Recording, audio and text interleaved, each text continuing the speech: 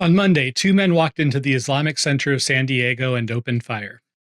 They killed three people: Amin Abdullah, Mansour Kaziha, and Nadir Awad.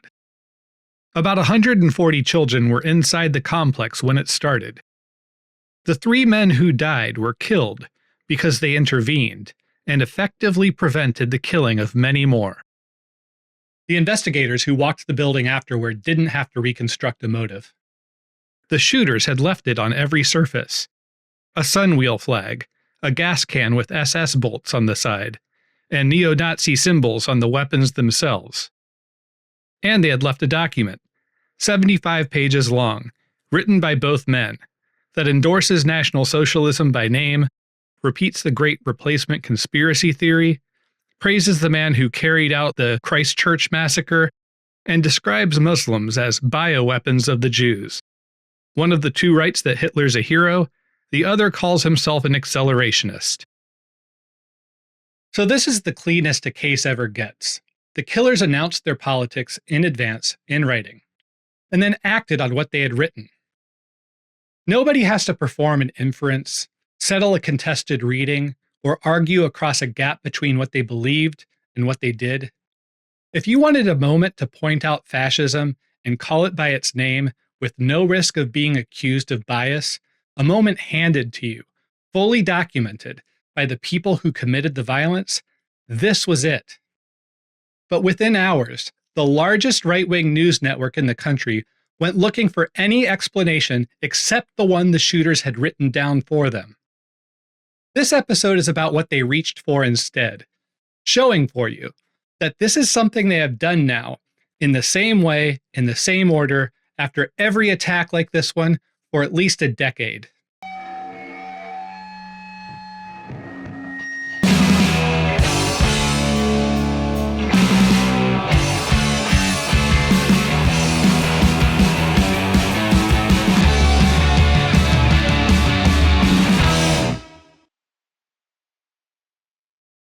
Let's start with what was available to say.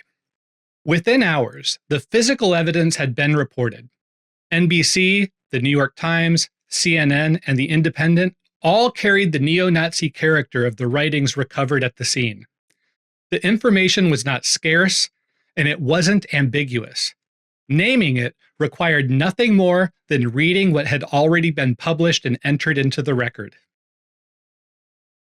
The first guest Fox brought on after the shooting was Paul Morrow, and Morrow spent his airtime pointing at Iran. He noted that the target was a Sunni mosque, and from there he built outward. Iran is a Shia nation, and so the attack carried what he called a Shia footprint. None of that connected to any evidence about the men who actually perpetrated this attack.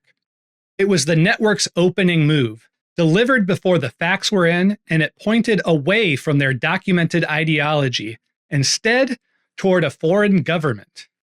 Sean Hannity told his audience that the Department of Homeland Security was looking into whether the attackers had entered the country illegally, and then, in the same breath, admitted he had no information suggesting that they had. He pointed in the direction of immigrants as though the inquiry were already producing results, all while conceding it was producing nothing. Laura Ingraham told her viewers on Fox that two of the 9/11 hijackers had been frequent attendees of this same mosque, and floated the possibility that the shooting was tied to Islamic radicalization of young men. The institution that had just buried three of its members became, in her telling, the thing that needed explaining.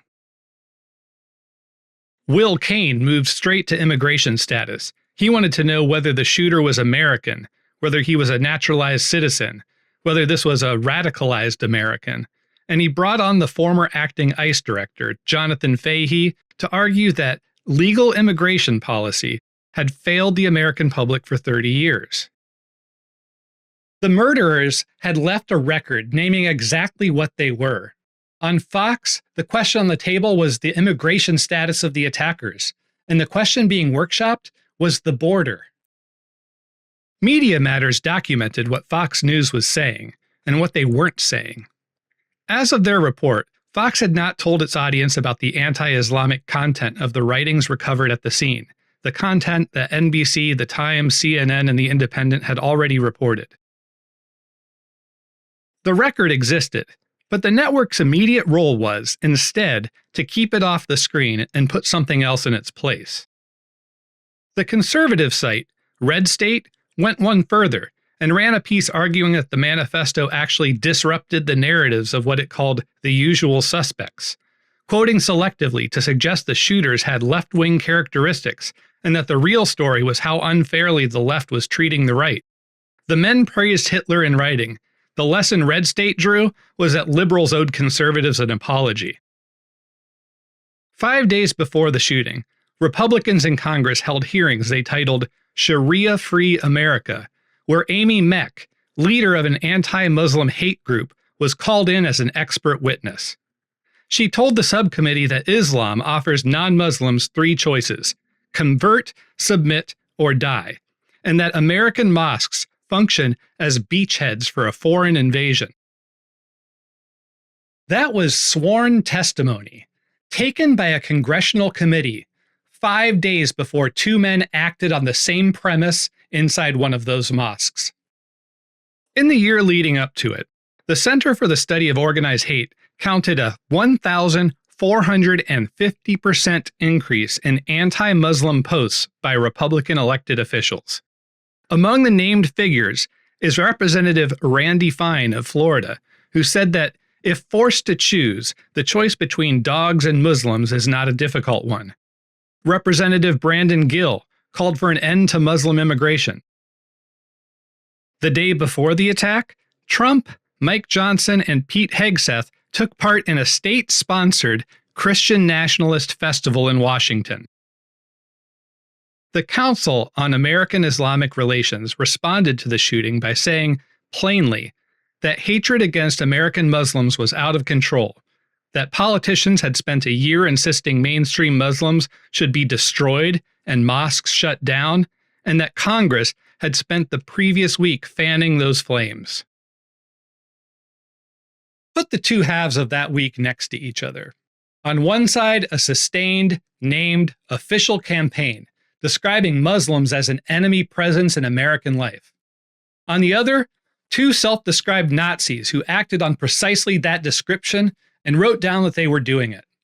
And in the hours after the shooting, the network most responsible for carrying the first half to a national audience went on television and looked for an Iranian connection. Consider the incentive they're supposed to have. For more than a decade, the American right has worked to keep the word fascist off of itself, and its most influential figures have had a good reason to work at it, because in many cases, the description's accurate. So when 2 self-declared Nazis commit a massacre and leave behind 75 pages of Hitler praise and a tactical vest covered in SS insignia, the move that ought to be irresistible is the clean disavowal. Point at the Nazis, call them Nazis, and collect a decade's worth of cover against the charge that you're one too. The evidence is gift-wrapped. The risk runs to 0. The dead accelerationists who drew SS bolts on the gas can bring no votes and no audience, and nobody loses a constituency by condemning them. The right wing have trouble cutting Nick Fuentes loose because Fuentes has reach and delivers the young men who follow him. It has no such problem with these 2 Nazis. Disavowing them would cost nothing and buy something. And the right declined to do it. This is the thing to sit with before going any further. The evidence was as clean as evidence ever is. The risk of naming it was 0. And they declined in real time and instead built a narrative to implicate the victimized community. It would be one thing if this were a network caught flat-footed, reaching clumsily for whatever was nearest while the story was still moving. But the response to San Diego was not improvised. It ran along a path that had been walked before, in the same sequence, and the sequence is specific enough to write down. They begin by naming something other than ideology, religion, or mental illness, or a foreign hand, or the killer's immigration status, any account that lets them avoid reading what the killer wrote. Then, they supply a cause that needs no evidence of its own, and that points back at a target the audience already distrusts. They turn to Iran, the border, even the mosque itself. The manufactured cause does double work. It fills the explanatory vacuum, and it routes the audience's attention toward the same people the right was already calling a threat last week. Then they bury the record. The vacuum they fill, they created it. The manifesto, the inscriptions, the confession, the online posts, the documents that settle the question get dismissed as the ramblings of a broken mind, or declared not really political, or simply left unmentioned, while every other outlet reports on them. Then they turn the charge around. The people naming the ideology become the aggressors. The right becomes the victim. The critic who points at the documented fascism is recast as the one behaving badly. And then nothing stops. The rhetoric that fed the violence resumes, often within the same news cycle, sometimes within the hour, with no pause and no reckoning. 5 steps: deflect, manufacture, bury, invert, and continue. San Diego ran the whole sequence inside a day. The reason it could run so fast is that it was not being figured out on the spot. The people performing it had done it before, and the record of them doing it before is what we turn to next. Going back over a decade, the same officials and the same network run the same sequence after every attack of this kind. I'll provide just 4 examples of fascists who attacked 4 different communities. In June of 2015, a young man walked into Emmanuel African Methodist Episcopal Church in Charleston, the oldest black church in the South, which he chose for exactly that reason. He sat through part of a Bible study and then murdered 9 people.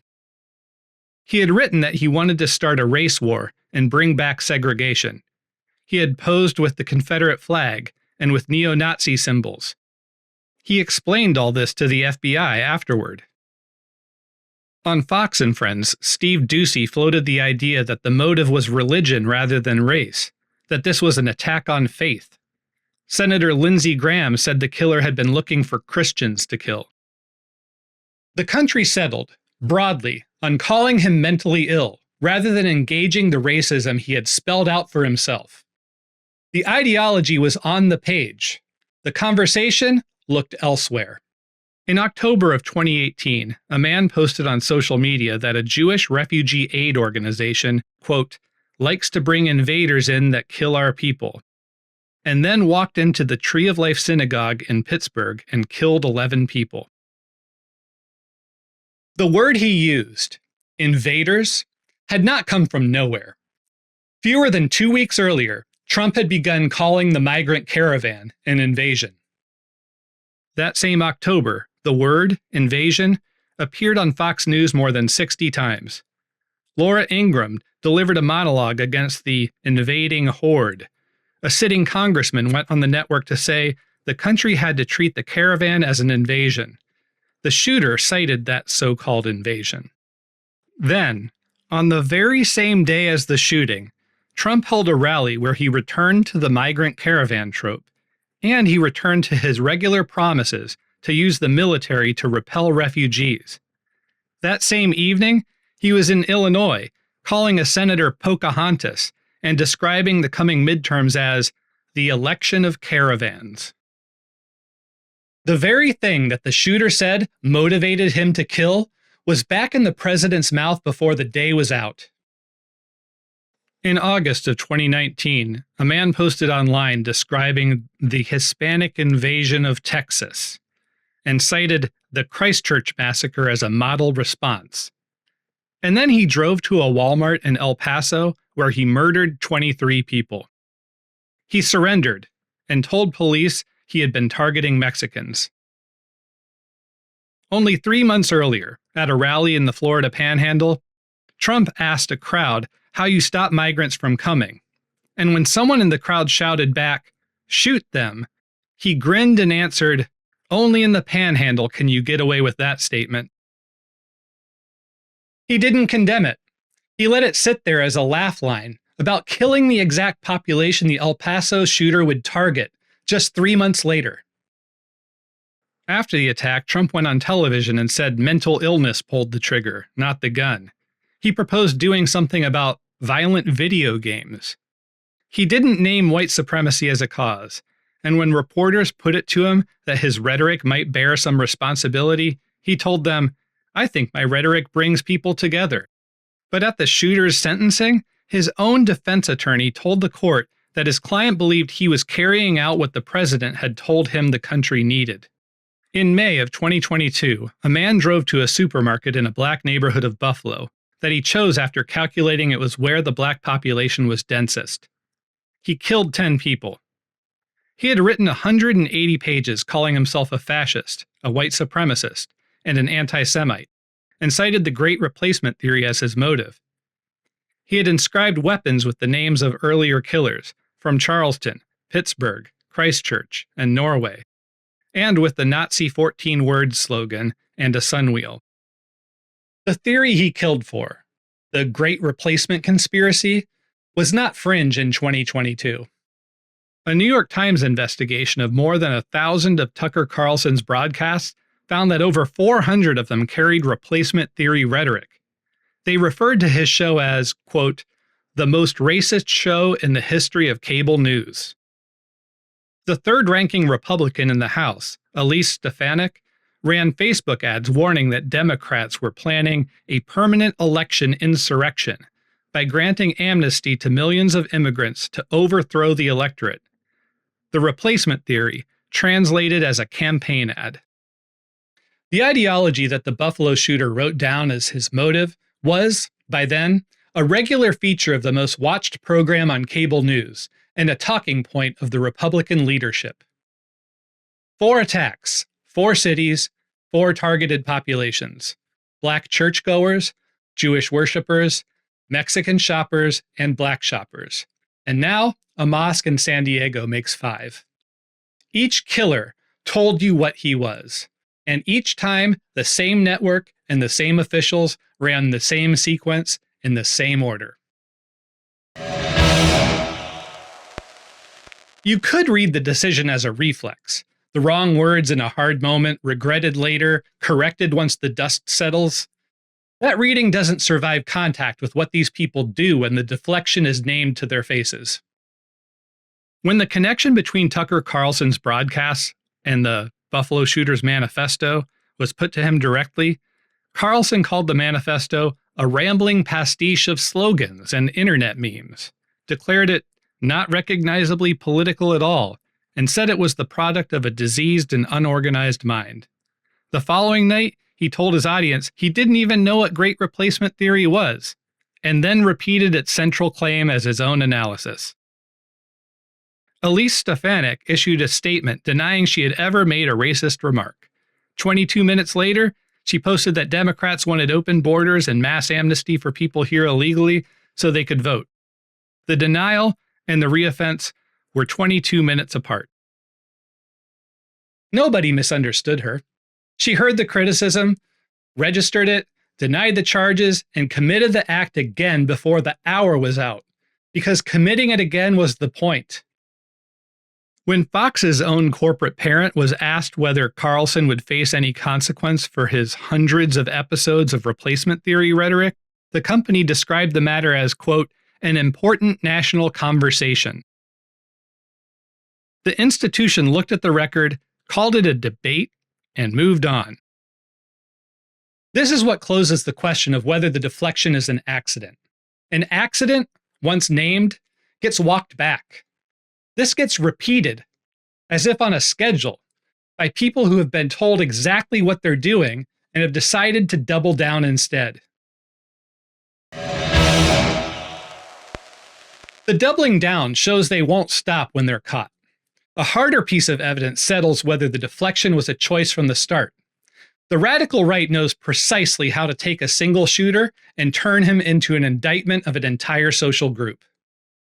When a 28-year-old killed 6 people at a Christian school in Nashville in 2023, and police said the shooter was transgender, the right did the reverse of what it did this week.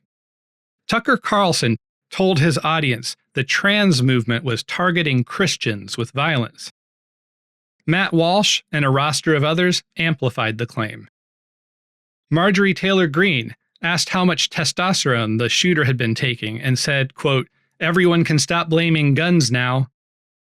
The Tennessee investigators said weeks later that the writings the shooter left did not address political or religious issues at all. But by then the conclusion had already been generalized outward onto every trans person in the country. And the Fox attorney pressing hardest to get those unreleased writings published, demanding to know what was hidden, was Paul Morrow, the same man who, after San Diego, went on air to bury the manifesto under a story blaming Iran.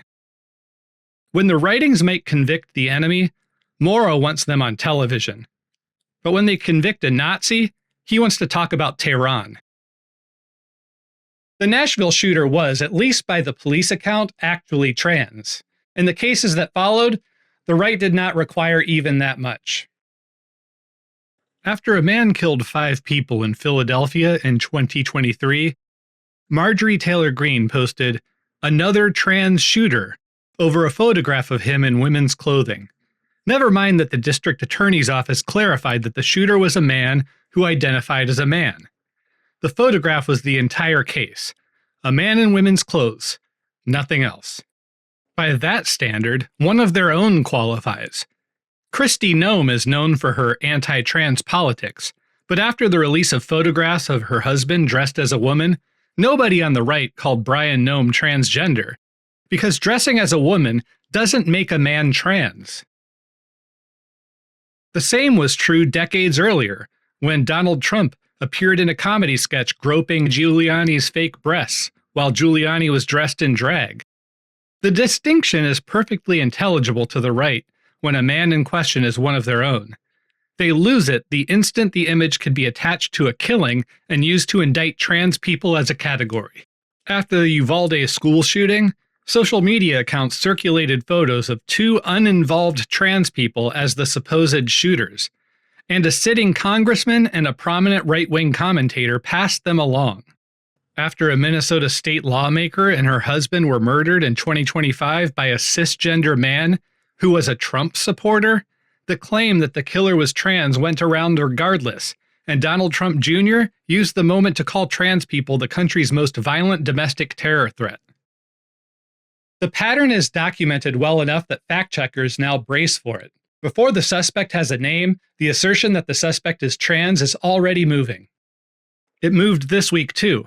Before the San Diego shooters were identified, posts online insisted that they were a trans couple, and that the police were concealing it to hide trans violence. PolitiFact had to knock the claim down. Then the 75 pages turned out to say National Socialist, and the rumor had nowhere left to go. So the institutional right handed the trans story back to the trolls and changed it to Iran. The reflex reached for trans first, but when the evidence said Nazi, they changed the subject. And the collective charge is false at the root. The Gun Violence Archive counted 5,748 mass shootings in the United States between 2013 and late 2025. 5 of the shooters were confirmed transgender. The shooters in this country are overwhelmingly cisgender men. Every time the right turns a massacre into a verdict on trans people, it builds the verdict, either on one case stretched past breaking, or on one it invented and kept repeating after the correction. So set the 2 scripts side by side, because the right keeps them both and chooses between them. When a shooter can be tied to trans people, by a police aside, by a photo, or by nothing at all, the right runs the script that takes the individual and convicts the category. Amplify it, generalize it, and demand that laws change. When the shooter is a self-declared Nazi, holding the cleanest evidence the genre ever produces, the right runs the reverse. Isolate him, call him sick, bury what he wrote, and point at a foreign country. The transcript needs almost no evidence and extracts the maximum generalization, while the Nazi script is handed total evidence and refuses to generalize at all. The same network, in Paul Morrow's case, the same man, picks the script by the identity of the killer. That choice is the answer to the question this episode started from. The hours after San Diego were never about an inability to indict a movement by the example of one of its murderers. The right does that fluently, and with appetite, when the murderers can be used to smear a population it wants to see eliminated. What it won't do is use a self-declared Nazi to implicate other fascists, because it doesn't experience fascists as an enemy. It experiences trans people as the enemy, and Muslims as the enemy. And it treats the men who killed them as something nearer to relatives who went too far. You can read a movement's real alignments straight from the question of whose dead it will make an example of and whose dead it hurries to explain away. The right has been answering that question in public for a decade. San Diego is only the latest time it answered it out loud.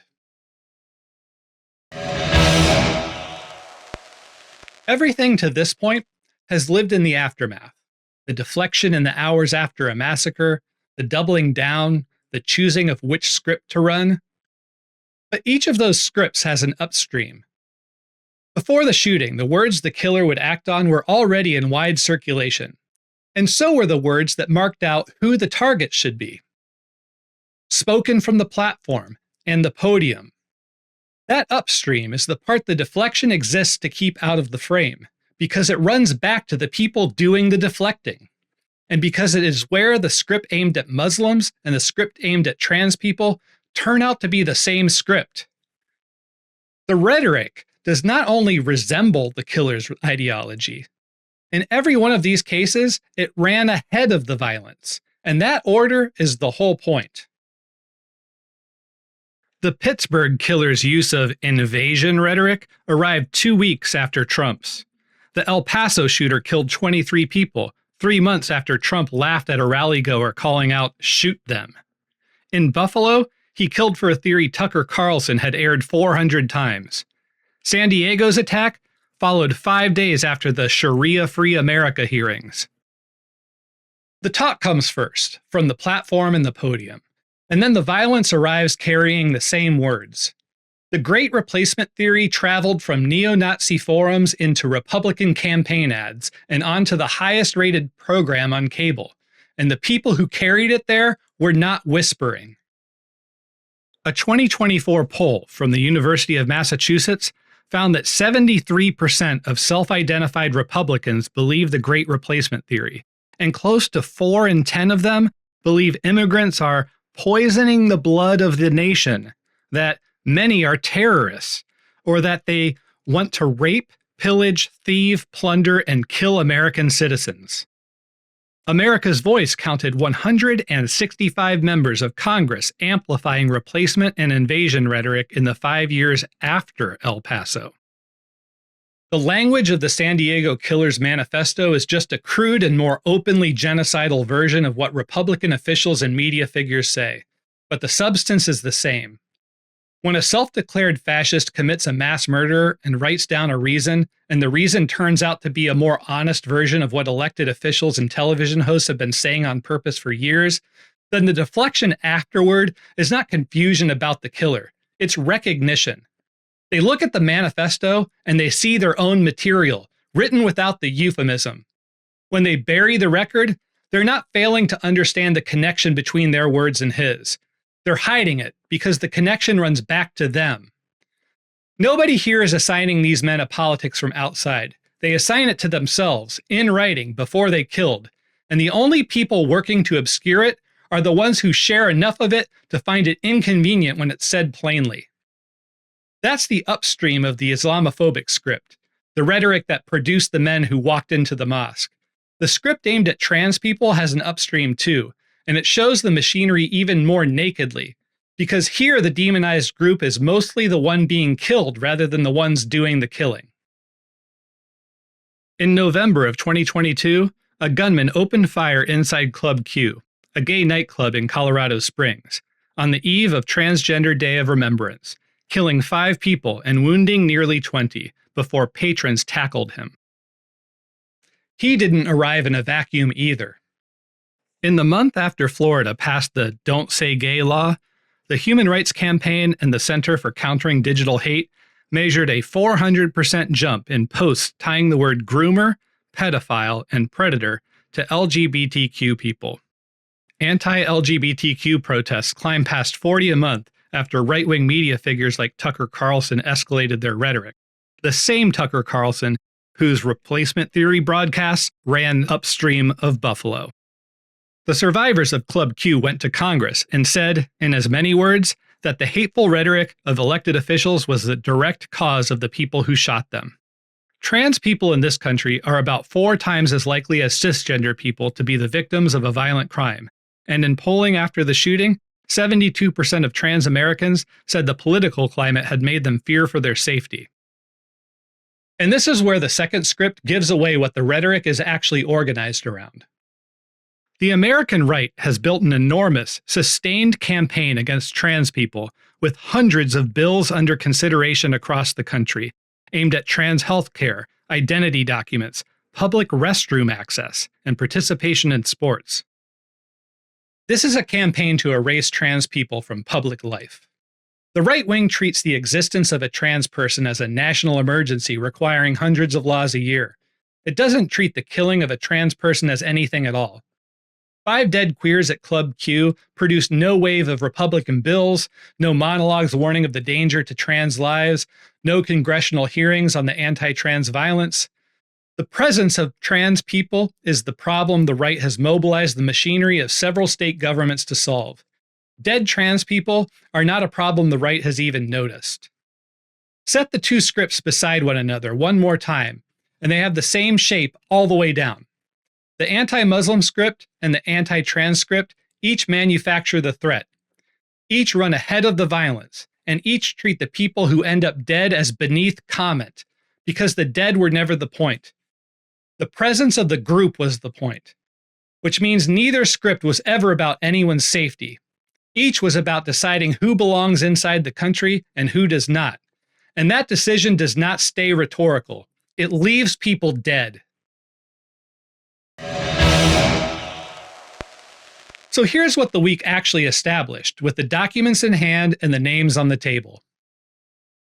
When the case for naming fascism is as clean as it has ever been, self-declared, written down, paid for in bodies, and sitting in the public record, the right will not even name it. They reach past the manifesto for Iran, for the border, for the mosque itself, and they do it before the dead are even counted. Tell them what they're doing, and they don't stop. They deny it and do it again in the same hour. And when a killer can instead be hung on trans people or on Muslims, they run the opposite script without a flicker of hesitation. Which is how you know the refusal to name a Nazi was never an inability. It was a choice about whose corpse is allowed to mean something. Underneath all of it, the words keep traveling from the forum to the podium to the broadcast, ahead of the next attack, in language only a little more careful than the killer's own. None of that is hidden. It's the most documented thing in this episode. Seeing it takes no theory, only the willingness to keep your eyes open past the point where you're supposed to look away. So look at who pays. The men who built the threat and then covered for the people who acted on it are fine. Carlson kept his show. Stefanik got an ambassadorship. Trump got the presidency, twice. Paul Morrow and Sean Hannity and Laura Ingraham were back on the air the next morning. Not one of them has lost a job, a dollar, or an hour of sleep over any of it. And tonight, they'll eat dinner behind doors they've never once been afraid to walk through, in houses where the children sleep easily. Then look at the other column. Black churchgoers, Jewish worshippers, Mexican shoppers, black shoppers, Muslims at evening prayer, queer people on the night before they're going to mourn their own. They bury their dead and then walk back out into a country whose Congress spent last week debating whether they belong in it. One side is safe, wealthy, and unbothered. The other counts its dead and is told their grief is too political. That gap has run the same direction at Charleston and Pittsburgh and El Paso and Buffalo and Colorado Springs and now San Diego. And it didn't come out that way by chance. The answer we keep getting offered for all of this is the open debate. Name fascism, argue it down, trust that the better argument's going to win, and protect everyone's right to speak along the way. We've just watched that answer get tested for 10 years.